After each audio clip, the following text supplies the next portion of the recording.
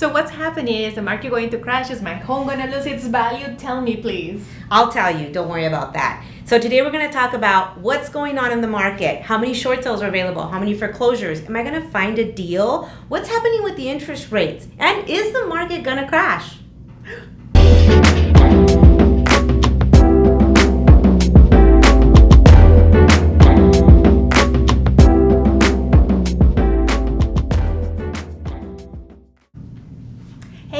Today we have our beautiful Gloria Wood. How are you doing, Gloria? Good. How about yourself? Good. Thank you for joining us. We're in the new studio at our new offices at Community Access Lending, and we wanted to talk about what's on people's mind a lot today. Like everybody's waiting for the market to crash, and kind of wanted to get your input and look at some hard numbers. Okay.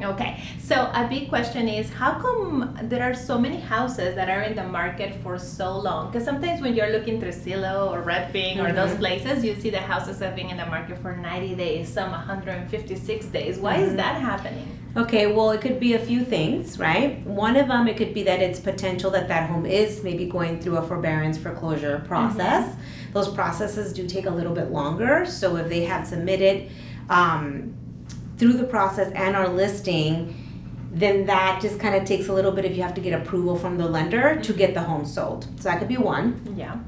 Two could be, it could be a probate sale. Oh, that's Those true. take up to 3 months, so that's one.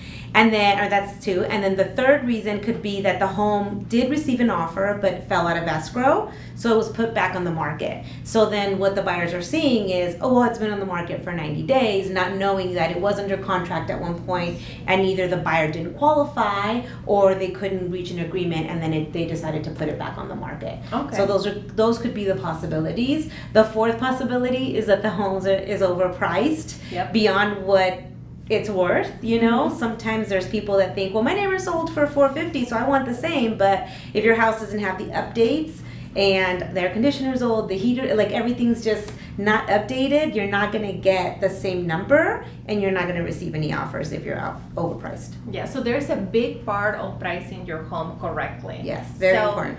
You as an agent, obviously you want to get the most money for your sellers, so they be able to net the most, have the good experience, and not leave any money on the table. So how do you calculate what to price the home for? Okay, so what I've been doing, because it did get a little bit tricky with the, pandemic, homes went higher than what they were worth because it was people overbidding above the value and forgoing appraisal and all that stuff. Yeah, over like $50,000. Over 50. I had one that was like over 100. No way. Yes, and they paid the money and they just wanted the house. They wanted the house, wow. And they were from not here. They were from California, which people that live in states like California or New York and make millions of dollars on the sales of their homes can afford to turn around and do that and buy something cash, right? So that's kind of what raised the prices up. So then I heard this interview in a Tom Ferry podcast, and it's a top producing agent, and what she said she was doing was she was going back to pre-pandemic time, so let's say 2019, and she was using the comp that is matching whatever she's looking to sell, and she's looking to see on a year-to-year basis, how much is that neighborhood appraising for, right? So let's say it's 11%. So you take that 11% and you just add that to every year, which should give you a true number of what the home would really be worth now had we not gone through the pandemic. I see. And so if you see like when appraisals are coming in like last year, that's kind of what was happening. They were adjusting to what it should have been, not to the inflated price points. And that kind of makes sense to me because when we average the income for a person that receives tips or commissions or bonuses on their income, we have to average the last 24 months. Because if we just look at the busy summer season, and we can't give them that income, that is the part where it's the busiest. But during winter times, if they work at the pool in one of the hotels, it wouldn't work. So that completely makes sense. So what about those buyers that are looking to find a deal? I mean, how many homes are really in foreclosure? Honestly, right now in Vegas, there's under 50. Oh, wow. And it's a combination of foreclosures and short sales.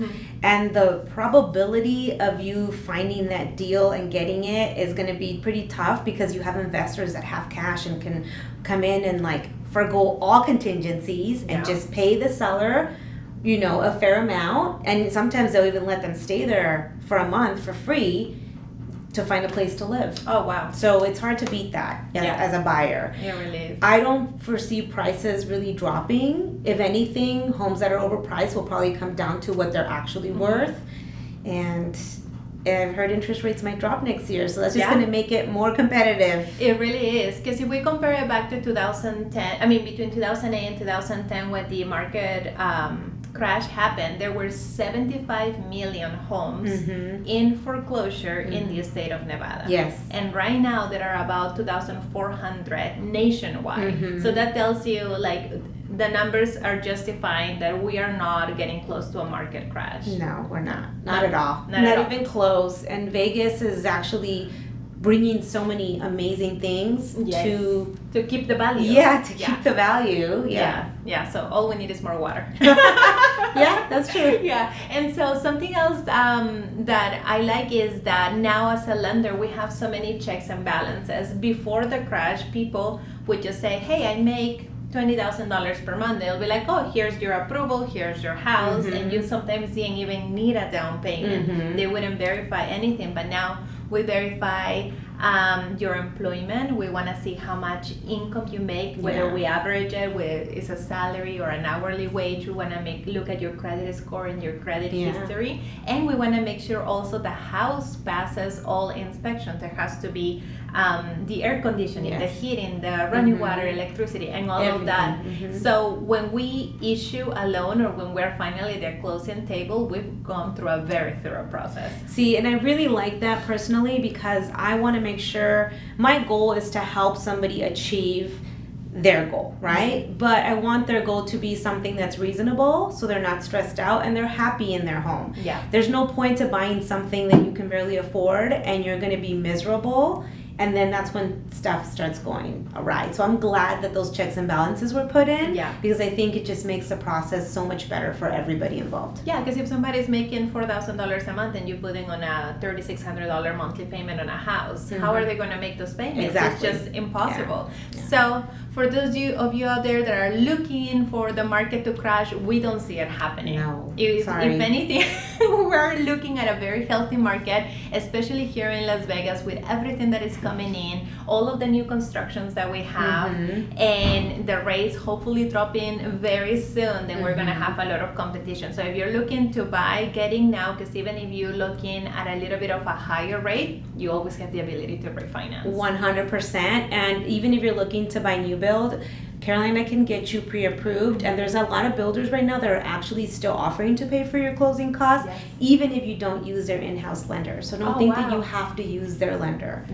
Choose me. Well, thank you guys for tuning in, and thank you again, Gloria. We'll see you next time. Thank you for having me. Bye, guys. Bye.